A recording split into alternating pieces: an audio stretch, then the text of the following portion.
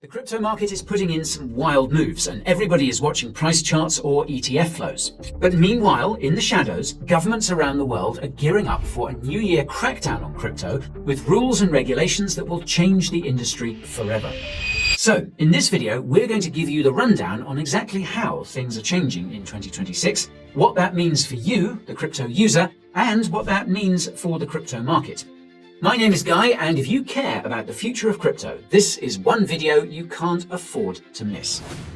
First up though, I must make one thing clear. I am not a financial advisor and nothing in this video should be considered financial advice. This is purely educational content meant to inform you about the looming regulatory crackdown on crypto. If that sounds interesting or indeed terrifying, hit that like button and let's get into it.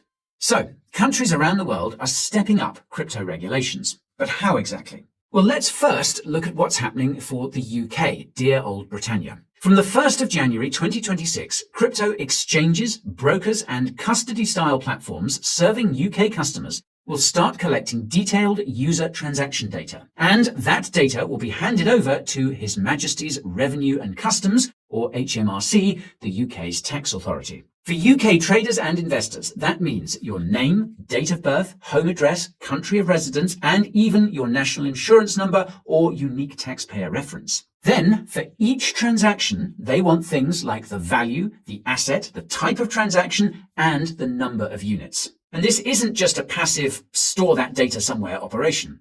Platforms have to file an annual report to HMRC, with the first one due by the 31st of May 2027, covering everything that happened in calendar year 2026. If a platform doesn't report, reports late, or sends a mess that's inaccurate or unverified, HMRC can slap penalties of up to £300 per user. Yes, per user. So, UK users can expect to receive requests from their exchanges for all manner of KYC details if they haven't been provided already. Now, the UK didn't wake up one morning and randomly choose to crack down here. This initiative sits under the OECD's Crypto Asset Reporting Framework, or CARF, which is technically about cross-border tax transparency. However, the UK government explicitly decided to extend their effort to cover domestic reporting of UK resident customers too. That means it's not just money leaving the UK that gets attention. To be clear, platforms collect details from all their users, but they only have to report to HMRC for UK tax residents, or for residents of other countries that have signed up to the same OECD framework. In other words, this is designed to plug into a wider network. Widening the net gives HMRC visibility over both domestic and cross-border crypto activity ahead of the first big international information swaps planned for 2027. More on that later. Meanwhile, across the channel, the European Union is determined not to be outdone on the surveillance side of things. And the EU isn't doing this with one rule, but instead focusing on stacking identity, licensing, and tax reporting. So, let's first look at identity. The European Commission says every member state will offer an EU digital identity wallet by the end of 2026. So, instead of uploading a passport photo, users will be able to log in with a state-issued digital ID wallet, and exchanges will be able to plug that straight into their KYC measures. However, that means a digital ID will forever be tied to transactions associated with that account, as well as any of the self-custody wallets that interacted with it. And that last part is thanks to a rule already in place that laid the groundwork for this new global system in the making. And that brings us to transfers. If your crypto moves through a regulated platform, EU regulators want to know all about it, which is why there has been a strict implementation of the travel rule across the Union. This rule now applies in major economies worldwide, setting expectations for what information should accompany certain crypto asset transfers. Now, practically, in case you're not already familiar, this comes up as extra questions at the worst time, right when you're trying to deposit or withdraw. Is this your own wallet? Who's the recipient? What's the relationship? If that sounds invasive and frustrating to deal with, well, that's because it is. And then we have taxes. DAC 8 is the EU's implementation of CARF that we mentioned earlier. The European Commission's timeline states that countries must transpose it by the 31st of December 2025, apply it from the 1st of January 2026, and 2026 is the first reporting year. And to be clear, it's not meant to be EU platforms only. If a company serves EU residents, the EU wants a route to pull that data in. The DAC8 framework has been in development for years and was always intended to target entities globally, not just those within the EU. And finally, there's the EU's licensing system, MiCA. Firms operating under national rules before the 30th of December 2024 may keep operating until the 1st of July 2026, or until they're granted or refused authorization. It gets messier still, as some countries can shorten the grace period, which European regulators track in a grandfathering list. But we won't get bogged down in that now. The bottom line is that all countries and businesses will, eventually, have to fall in line. Now, to be fair, there is some upside here if you're inclined to stick with trading on centralized exchanges. These rules will mean fewer rug pull exchanges, better custody standards, clearer compliance processes, and less of all the other FTX-style nonsense. So, whether you're going to trade on centralized exchanges in this new world, or you prefer to trade on decentralized exchanges instead, you might as well not get rinsed on fees while you're at it. And if that's you, then you have to check out the Coin Bureau deals page. That's where you'll find sign-up bonuses of up to $100,000, trading fee discounts of up to 50%, and deposit cashbacks of up to 75% on the best crypto exchanges. To get these offers, all you need to do is hit the link in the description or scan this QR code. And once you get on the deals page, find a deal that suits you, click one of the Sign Up Now buttons. These deals won't be around forever though, so take advantage of them while you can using the link in the description below or the QR code on the screen. Now, so far, we've looked at the UK and the EU cracking down on exchanges to monitor crypto users. But what's happening in the US? Well, across the Atlantic, users are more immediately concerned about something arguably more serious: debanking. Picture this. You've built a legitimate business, you talk compliance and mainstream crypto adoption, and your bank still hits you with an email stating they're booting you as a customer. That's basically what happened when Jack Mallers, the CEO of Bitcoin-focused financial platform Strike, said JP Morgan closed his personal accounts. If someone that high profile can get iced out, well, it tells you the real gatekeepers in the US aren't the exchanges, but the banking system. And this has been a harsh reminder for US crypto users, and indeed the rest of the world, that having a perfectly compliant setup isn't necessarily enough. If your bank won't wire money to an exchange, or your exchange can't keep a bank account, well, the whole thing falls apart. Now, crypto natives have named this broader pattern as Operation Chokepoint 2.0. The claim that regulators have for years been using banks to crack down on crypto by treating it as a liability. Republicans on the House Financial Services Committee just released a report reviving that label while arguing federal banking agencies leaned on firms to de-risk crypto. Now, whether or not you buy the idea of a coordinated campaign, the outcome was and is the same. Banks de-risk, which is a polite way of saying they're giving you no account, no card, no payroll, and no fiat on or off ramp. For retail, it's random transfer bans and frozen accounts. For companies, it's simply not being able to operate. But there are other pressure points looming in the US as well. For all trades made in 2025, brokers and exchanges are going to report customers' digital asset sales to the IRS, similar to what's set to be implemented in the UK and EU. Those forms start landing in early 2026.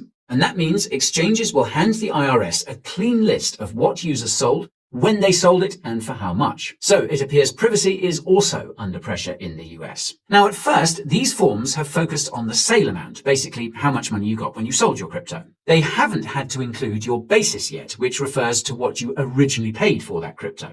But once basis gets added into the mix, everything changes, because now the IRS can do the full maths on its own. They don't just know you sold, they can automatically work out your profit or loss without needing you to fill in the blanks. Although they'll still ask you to calculate everything yourself just for fun. So for US crypto users, this likely means more mismatch letters, more automated notices, and more people finding out the hard way that tax season is the least fun time of the year. Brokers and exchanges are now logging everything, and the IRS is always watching. On a separate note, there was recently a push to drag DeFi front ends into broker reporting too, the so-called DeFi broker rule. But Congress killed that expansion earlier this year using the Congressional Review Act, basically the fast-track option for wiping out a federal rule. So for now, most DeFi interfaces aren't expected to crank out tax forms they're structurally incapable of producing. Now, of course, the general backdrop for crypto in the US is a more favorable regulatory regime under President Trump. That's certainly true when compared to the EU, for example.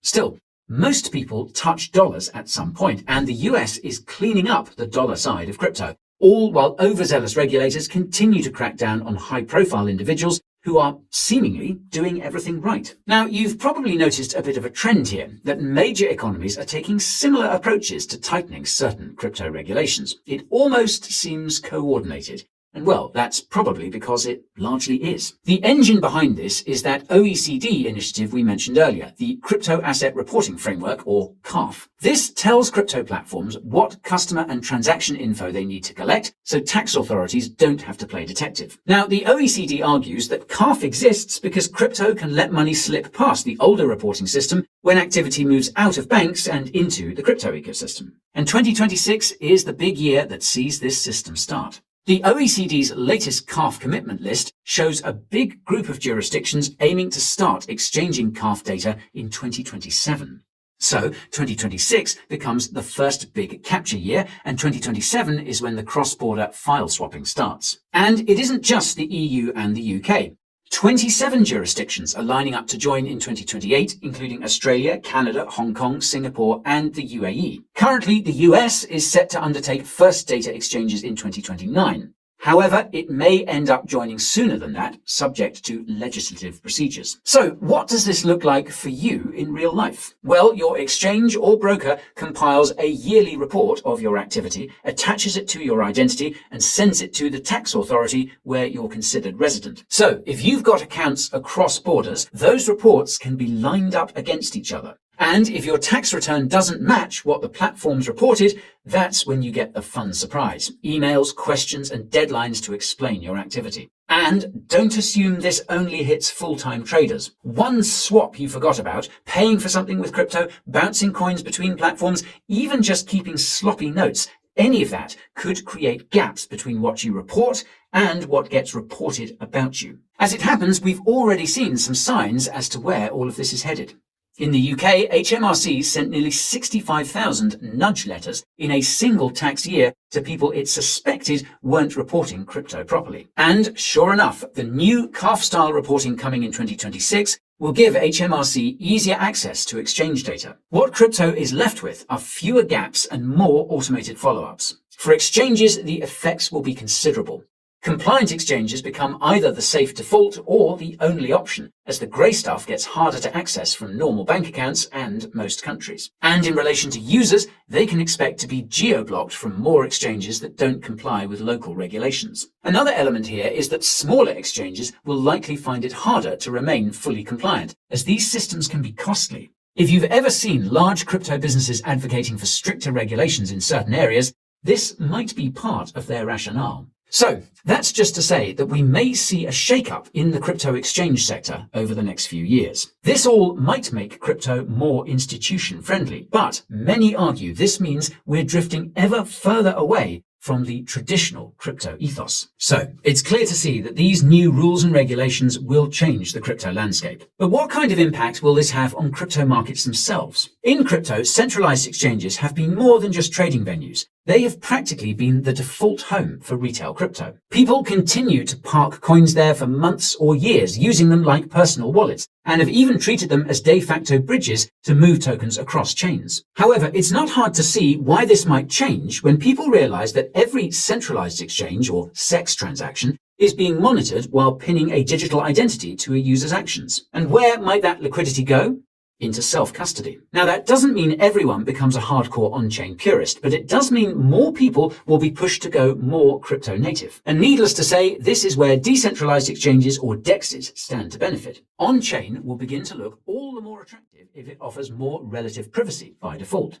We've already seen periods where DEX market shares surged versus CEXs, and this pattern may repeat with gusto as new CEX monitoring systems fire up next year. Recent analysis from CoinGecko showed that the DEX to CEX spot trading ratio has soared over the past 5 years, rising from just 6% in January 2021 to 21% by November 2025. Notably, that ratio peaked back in June of this year at over 37%. The next phase of that isn't necessarily that DEXs replace CEXs, but DEXs are in a good position to steadily take more and more market share as they've proven they can. And if that trend continues, the biggest winners tend to be the venues that feel like a Binance in terms of UX while still being on-chain. That's why the latest generation of perp DEXs, which also offer spot, have become such a huge narrative. Hyperliquid is the poster child here, but there are several great venues out there now as the space grows more competitive. Traders have shown they are happy to migrate if the platform offers speed, leverage, and liquidity on a par with centralized venues. And if these DEXs continue taking real share, the market is likely to favor tokens linked to that flow. In that scenario, tokens like Hype and Asta are basically bets on whether on-chain trading keeps eating the lunch of centralized exchanges. But of course, none of this is guaranteed, and it's definitely not risk-free. DEXs still have smart contract risk that is unique to each platform, as well as putting the security responsibilities of self-custody squarely on the user. Also, front ends, teams, and ecosystems may still end up facing more regulatory scrutiny further down the road. Jurisdictions worldwide are still deciding exactly what to do with DeFi, DEXs, and tokens more broadly as the space evolves. So, DEXs can gain share and some DEX-linked tokens can thrive, but it's not 100% clear where regulations will fall in the future. Then you've got the other corner of the market that has something to offer as these new monitoring rules kick in: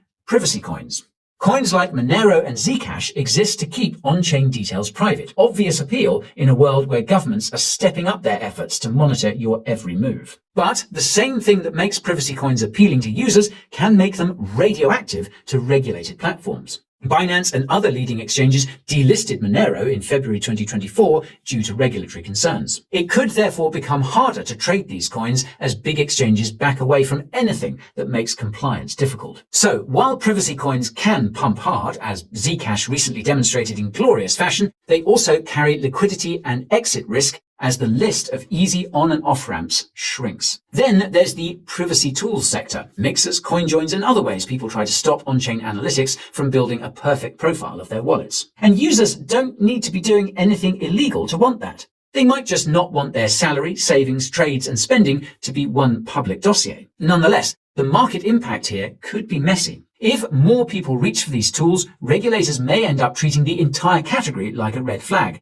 as they already have been, more or less. That could result in stricter exchange policies, frozen deposits, and legal risk for developers and operators. Big picture, it seems as though the market may be about to split into two lanes. One lane is regulated and friction heavy, but it's liquid, easy, and increasingly approved by institutional capital. The other lane is smaller, more technical, and a bit more chaotic, but it's where most of crypto's original spirit lives, along with more potential for bigger gains. But, just to be clear, both lanes can grow at the same time, and they can both create winners. So, that's the outlook for the oncoming crypto crackdown and how we think it'll impact the market. But what do you think? Are governments overstepping? Will this possibly reinvigorate the cypherpunk spirit? Or will people opt for the safeguarded forms of crypto instead? Let us know your thoughts in the comments down below. And speaking of cypherpunk ideals, if you want to learn more about which cryptos can freeze your wallets, then check out this video right over here.